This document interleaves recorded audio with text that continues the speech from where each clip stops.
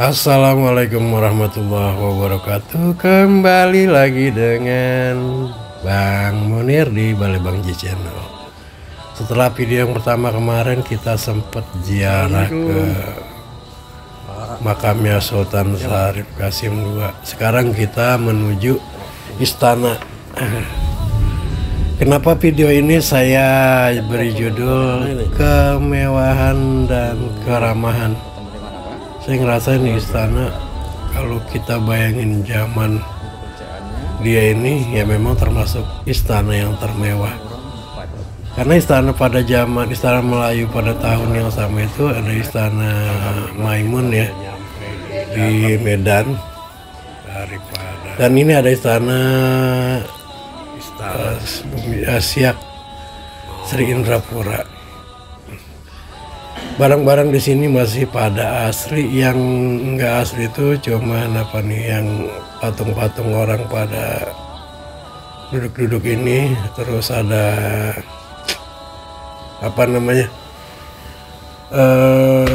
mahkota yang sudah dibawa ke Museum Gajah Mada, dan satu lagi apa tadi nanti diceritakan. Saya bilang, kenapa saya beri judul kemewahan dan keramahan? Di sini para penunggu atau para pemandu wisata di sini luar biasa. Sebetulnya kurang sih waktu saya di sini karena harus pergi ke tempat lain. Di sini saya cuma dari jam berapa nih? Dari jam 12, jam 11 ya, jam 11 sampai jam setengah 1 karena ngejar ke lokasi lain. Maka kita dengan rasa berat harus meninggalkan istana ini. Padahal kalau kita duduk aja di sini dan kita bisa ngobrol-ngobrol dengan yang punya wilayah ya, wasal sohibul wilayah ya, para pemandu wisata yang di sini. Rasanya nggak ada habisnya. Saya ngerasain ada satu energi nih. Agak dingin katanya, di pojokan sana ada AC. Ini salah satunya ada Museum Pagaruyung juga di sini, ada juga maketnya ya, lain maket dari istana Siak Pusako. Nanti di akhir video ini kita akan ngobrol-ngobrol dengan pemandu wisata yang ada di sini. Semuanya diceritain dan bukan kaleng-kaleng ya. Beliau juga selain pemandu wisata juga ahli sejarah yang banyak mematahkan tulisan-tulisan di berbagai tulisan tentang raja yang luar biasa. Yang pertama dia adalah Sultan Syarif Qasim II, yang dalam sejarahnya setelah Indonesia merdeka ditinggalin ini istananya. Dia menjadi rakyat biasa, tinggal di tempat rakyat biasa. Ini yang saya bikin penasaran dan pengen ke tempat ini. Kalau bilang ini adalah sultan yang kaya, wajar aja ya, karena dia adalah pemegang kontrak pengeboran minyak di Jabar itu ya, mungkin raja pertama yang megang kontrak pengeboran minyak, bekerja sama dengan perusahaan Belanda pada saat itu. Makanya kalau dia punya istana mewah dan peralatan-peralatan yang mungkin di zaman itu cuman beberapa orang aja yang punya ya, seperti alat-alat musik seperti ini. Dan ada satu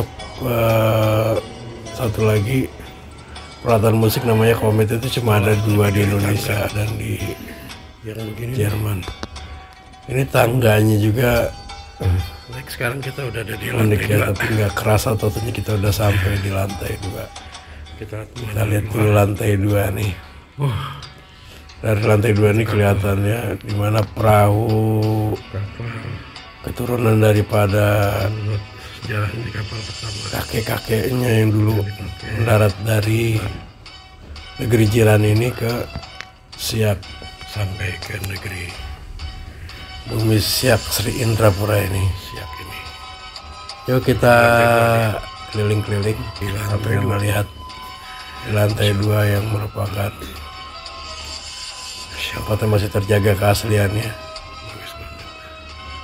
Sebetulnya ini warnanya dulu putih ya, warna aslinya putih seperti di ya. Oke, kita check it out, keliling-keliling. Assalamualaikum warahmatullahi wabarakatuh.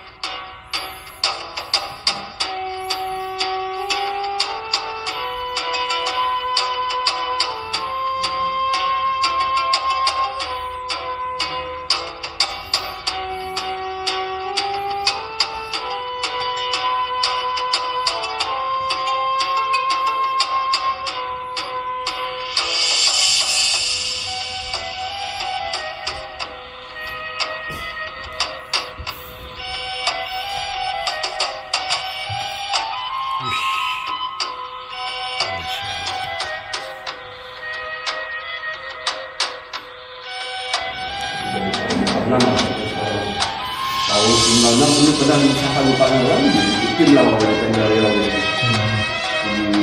Kita mulai dari toko-toko masyarakat itu. Pernah juga sangat kunci, langsir itu pernah juga menjual kan, bom juga.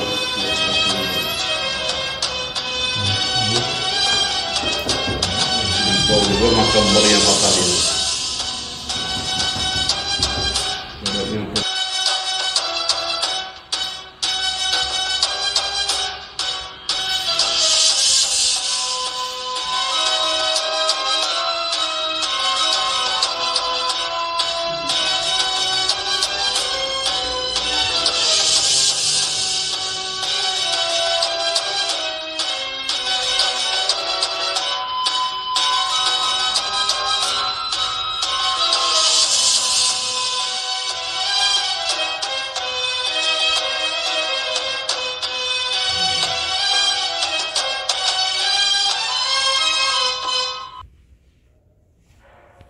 Yang Ali ya?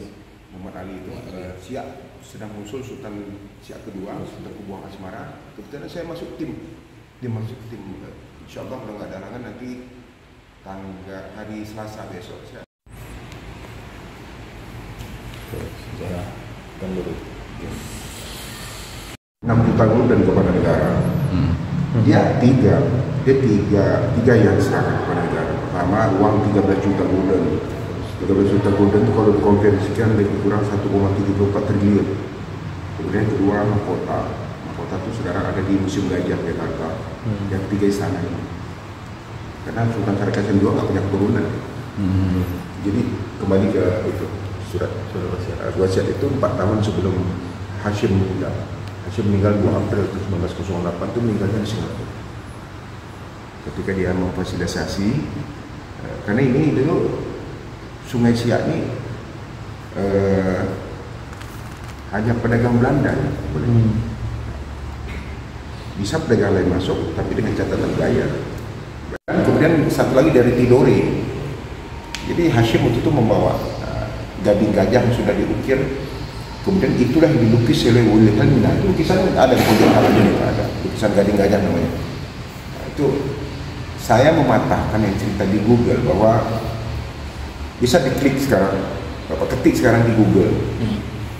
Google itu nggak semuanya benar. Tingkat kebenaran Google cuma sekian persen. Bapak ketik sekarang di Google. Nah, kisah cinta Ratu Wilhelmina. Kisah cinta Ratu Wilhelmina pada Sultan Siak. Yang muncul nanti nama dia. Oh, padahal ayahnya ketika ayahnya diundang untuk menuju Belanda, dia baru berusia 5 tahun. Tadi bapak lihat kan dekat itu kan ada foto Hashim sama dia ketika masih kecil itu foto sebelum dia berangkat. Sultan Syarif Qasim II. Iya. Jadi yang benar narasinya benar, tokohnya yang salah. Tokohnya bukan dia. Tokohnya ayahnya Hashim. Yang sekolah di Belanda itu Hashim. Artinya ayahnya apa? Keliru menyembunyikan identitasnya. Iya. Kemudian waktu dari sana tuh dia sudah ini lahir 1 Desember 1893. Artinya 5 tahun setelah usia itu dia Wilhelmina dilantik jadi ratu 1898. Yes. Tidak menyebutkan dia dari sultan itu dia masih usia 21 tahun. Ketika banyak perang, amatnya sudah disusupi oleh Belanda, dia perang saudara dan perang itu berkali-kali. Sementara dia sedang berperang dengan Belanda itu di Pulau Belitung. Jadi heroik dia perang itu 6 November tahun 1759 matilah Belanda sebanyak 52 orang. Jadi saya jelaskan kepada sama kolonel itu. Pertama dia pintar Pak, pintar. Diutusnya panglima perang dia adalah Muhammad Ali. Pergi kau ke benteng sana, pura-pura ganggu, kemudian laporkan nanti hasilnya. Dibilang oleh perwiranya, panglimanya, gak mungkin kita perang sultan. Kenapa? Di benteng itu dikelilingi oleh 19 meriam. Jadi kita sasaran tempur, sasaran tembak. Maka dibuat taktik oleh dia. Sekarang ini, pergi engkau ke sana, saya Umar pergi engkau ke benteng sana, kasih tahu sama Koper bahwa James Hansen bahwa aku akan memberikan hadiah. Itu kapan memberi hadiahnya di tanggal 6 November. Belanda dengan hadiah suka dia, kemudian dipilihlah 80 prajurit pilihan. Kalian siap syahid siap. Jadi dibuatlah seolah-olah tempat hadiah. Tapi isi kotak itu adalah keris sama tombak pendek. Jadi ketika sampai sana memang dia disambut tembakan salvo, tembakan kehormatan oleh Belanda. Setelah masuk semua, duduklah dia dengan sebelahnya James Hansen. Melompatlah panglimanya, membuka keris. Dalam sejarah kerajaan Islam Melayu bahwa pantang seorang panglima mengeluarkan keris di depan sultan. Jadi ketika dibuka itu itulah triknya. Dia pura-pura kaget, ada apa ini? Ketika ditanya apa ada apa ini? James Hansen juga terkejut dia. Dalam keadaan terkejut itulah dia melompat ke depan dan langsung menusuk ke depan James Hansen. James Hansen mati tempat. Baru diawali dengan Allahu Akbar. Perang jarak dekat. Itu namanya perang sosok. Jadi TNI tahu perang sosok. Kaget. Tidak bisa Bapak tahu ya.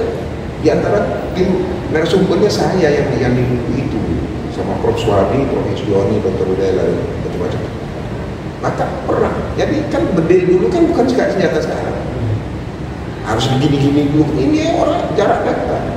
Matilah 52. Kemudian dibakarlah dari pintu. Dan dia pulang besoknya tanggal 7 November dengan membawa pemasan perang. Dibawalah ke Mempura. Maka untuk menghindari daripada serangan balasan daripada Belanda, maka Sungai Sian dibuat seperti ranjau itu rotan damar yang besar itu dilintang sungai. Kemudian kayu runcing juga dibuat untuk menghindari. Kemudian dibuat kanal-kanal untuk persiapan. Tapi itu tadi akhir Januari tahun 1760 dia sakit dalam sakit perang siap. Dia sakitnya lama, sakitnya lewat tenggorokan. Ada salah satu narasumber waktu kami seminar daerah, salah satu narasumber ibu tuh Profesor Dr. Eliza itu mengatakan bahwa dia diracun. Tapi di dalam naskah ini ibu itu juga mencari, dia waktu itu selentingan dia mendalami siapa yang pelaku peracun, ya namanya penelitian begitu, siapa yang melakukan peracun dan segala macam. Dia nggak temu teksnya, karena itu harus mengeluarkan biaya lagi kan, harus mencari sumber lain. Ayah daripada Raja Siap pertama namanya Raja Kecil, Sultan Mahmud. Sultan Mahmud ini meninggal. Sedangkan namanya Sultan Siap pertama. Jadi orang Melayu mengatakan Raja Kecil. Dalam manuskrip Raja Kecil. Gelar dia Sultan Abu Jadil Al-Maksyar. Jadi sebelum dia jadi sultan di Siak, dia sultan dulu di Johor tahun 1718 sampai 1719. Dia dibesarkan di Istana Pagaruyung, Sumatera Barat. Jadi 3 buku yang saya baca dengan Tupat Ahnafis ini. Kalau Tupat Ahnafis mengatakan bahwa raja kecil itu dilahirkan di Istana Pagaruyung. Tapi 3 buku yang saya baca mengatakan bahwa dia lahir di Muar. Muar itu bagian dari Johor Malaysia. Lahirnya tahun 1700. Perbedaannya ada perbandingan antara penulis. Ada mengatakan lahir di bulan Mei, ada mengatakan lahir bulan Agustus. Jadi mereka punya dalil masing-masing untuk menghitung itu kelahirannya. Jadi kenapa dia keluar dari Johor tahun 1719? Ketika dia jadi sultan di Johor tahun 1718. Jadi oleh Tengku Sulaiman nama iparnya itu. Pada Tengku Sulaiman itu anak daripada Tun Abdul Jalil yang membunuh ayahnya. Dia nggak ada dendam, kan? Jadi Tengku Sulaiman punya 3 adik perempuan, Tengku Tengah, Tengku Kamariyah, dan Tengku Manda. Maka pertama dijodohkan pertama itu dengan Tengku Tengah. Jadi setelah berkenalan dan bertunang, dia ini berlaku daripada Tengku Tengah ini hari-harinya main keris. Sedangkan aku ingin butuh istri itu yang ingin membesarkan anak-anakku, bukan seorang besar juga ya. Jadi terus dilihatnya adiknya Tengku Kamariyah itu betul-betul muslim. Dia mengaji, baca Al-Quran, segala macam. Nah, terus dia ngomong ke abangnya, jangan aku ada kata adik. Di samping Tengku Kamariyah sudah cantik. Akhirnya nikah. Karena orang berdarah Bugis. Jadi Bugis yang ada di Johor di Melaka sana bukan Bugis abad sekarang, tapi abad 9 itu dalam kajian manuskripnya. 9 dan abad 10 Minang dan Bugis itu dapat suatu di Indonesia karena dapat. Maka setelah nikah timbul perang bangun. Ini harus dikeluarkan dari sini raja kecil. Ya head to head. Tapi kalau satu lawan satu memang kalah Muslim karena kesaktian daripada raja kecil itu diturunkan oleh Raja Pagaruyung. Raja Pagaruyung waktu itu namanya Raja Nancakti. Dia betul-betul sakti dan saktinya luar biasa diturunkan kepada dia. Maka Tengku Sulaiman minta bantu dengan 5 daeng yang ada di Johor sana. Goyokan. Sebenarnya dia nggak kalah. Kemudian dia bilang sama Abang Ipar itu dah lah, capek perang, pergilah. Pergi apa? Ambillah Johor. Aku keluar dia dibawa gendang ombak ada di kaca besar, gendang itu pergi ke Bintan itu Tanjung Pinang, ke Bintan. Dan di situ dia jadi sultan di Bintan tahun 1720 sampai 1723. Lagi-lagi dia di perang membuat nggak kerasan dia. Ini aja, kok nggak ada selesainya dendam ini. Maka keluar dari Bintan, itulah asal muasal kerajaan Siak. Sekitar 12 kilo dari sini, namanya Buantan. Kalau tadi Bapak lewat Buantan sana, 12 kilo. Jadi situ masih ada. Jadi raja kecil itu ketika membangun Buantan itu dalam manuskrip itu bilangkan bahwa dia beserta prajurit dan rakyat sebanyak 500 kakak. Jadi istananya seperti itu. Ketika Sultan Siak kedua anak daripada raja kecil itu Buang Asmara usul di Kuala Jurnal, mana situs tapak sejarahnya mana? Kita undanglah Balar. Di Sumatera cuma ada di Medan, Balar ada Balai Arkeologi. Maka digali, ketemu memang sebagai tapak tiang. Oleh anaknya Tengku Buang Asmara itu dilihat ini kalau ayah mendirikan kerajaan sini kalau diserang Belanda habis karena betul-betul berada di pinggir sungai. Ini sasaran tempur ini. Maka oleh Tengku Buang Asmara yang terkenal dengan punya strategi bagus, dipindahi ibu kota kerajaan ke Mumpura Sekarang. Jadi ini sungai paling depan, ada lagi anak sungai Mumpura namanya. Kalau Belanda masuk situ habislah, nggak akan keluar deh. Nah, jadi dipindahkan ke sana. Lagi digali oleh Timbalan, ketemu situsnya. Kemudian oleh Sultan Siak yang mulai ke-7 dibangunlah istana di pinggir sungai, yang gedung sarang. Istana itu nggak ada lagi. Jadi sungai Siak ini nggak dulu selebar ini, dulu sempit. Dan ini ketika Hashim dilantik, dia di sana itu. Kemudian karena mindset baru, jadi masing-masing sultan punya kelebihan. Jadi dia dilantik 21 Mei tahun 1889, Desember dia ke Belanda. Desember ke Belanda, di situ dia ketemu dengan Wilhelmina. Di samping itu dia, di situ dia Wilhelmina tertarik dengan performa. Gaya hidupnya kan kancing baju itu emas ya. Jadi gaya hidupnya luar biasa, dia beda dengan Sultan Syarikasim II. Jadi bertolak belakang dengan anak-anak. Jadi di situ dia minta arsitek seorang Jerman namanya von der Wall tolong bangunkan sebuah istana budaya Arab Eropa dan lain. Inilah istana keempat. Ketika dibangun ini adalah hutan lebat. Petinggi kerajaan protes. Jadi dia bilang, apa alasan Sultan membangun istana ini ke hutan? Pertama, aku sudah lihat Eropa. Kemudian kedua, nggak selamanya kita mengandalkan sungai. Kemudian ketiga, nanti aku akan beli mobil di Eropa, aku bawa sini, dan dia punya mobil. Nah, kemudian yang keempat, kita apakah ratusan tahun ke depan rembesan air sungai Siak itu sampai ke pondasi istana.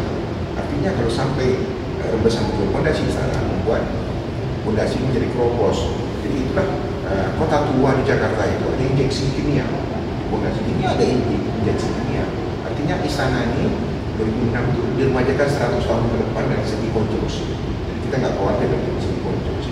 Tapi ini titik amannya sudah aman karena Sungai Siak itu sudah diturap, sudah didam.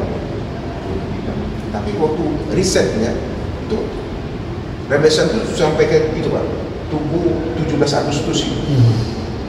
Artinya kalau ini dibangun di pinggir ini habis juga. Ini habis juga. Makanya itu cara berpikir Hashim itu jauh dari situ. Maka dapat gelarlah istana ini. Istana ini bergelar Matahari Timur. Padahal ini lebih tua Maimun Pak. Bapak sudah ke Maimun? Maimun Medan itu 1897 Pak. Ini 1889. 1847 ini 1889. Ini dapat gelar. Gelarnya adalah Matahari Timur. Artinya tidak ada bangunan semegah ini di abad itu di Pulau Sumatera. Itu memberi gelar orang Eropa. Jadi sebenarnya istana ini ada yang hilang. Di atas itu sebenarnya ada kubah 4. Jadi ketika Hashim meninggal, Sultan Syarikasim II itu masih berusia 15 tahun. Dia sekolah di Batavia. Dia tetap putra mahkota karena berdasarkan Islam. Jadi dia berakil balik itu berarti dari sebagai sultan. Maka ditunjuklah pamannya namanya Tengku Besar sebagai regen. Regen itu setingkat menteri untuk menjalankan roda pemerintahan kerajaan ini. Sampai akhirnya Sultan Syarikasim II selesai sekolah di Batavia. Nah, walaupun dia setingkat regen, pamannya ini setengah hati juga dia menyerahkan kepada ponakannya. Bentuk protesnya itu kubah itu dibuka. Maka hilanglah sebenarnya khasnya istana itu. Ada salah satu ceramah daripada Ustaz Somad mengatakan bahwa salah satu masjid termegah di Brunei Darussalam mengadopsi desain daripada istana Siak. Itu lengkap dengan kubah. Di sini juga di samping ini sebenarnya ada kanopi. Itu juga dibuka oleh beliau. Kemudian warna istana ini sebenarnya yang putih itu. Nah, kenapa warna kuning berubah? Oleh pemimpin kita, dia punya partai dulu presiden kedua. Apapun bentuk bangunan pemerintah milik pemerintah dan apapun yang itu harus berwarna yang berdampaklah ke sini. Jadi kalau seandainya kekuatan daripada lembaga adat maupun daripada kerabatan kerajaan menginginkan kembali warna hijau ini biasa saja. Kan ini bentuk surat edaran di bawah.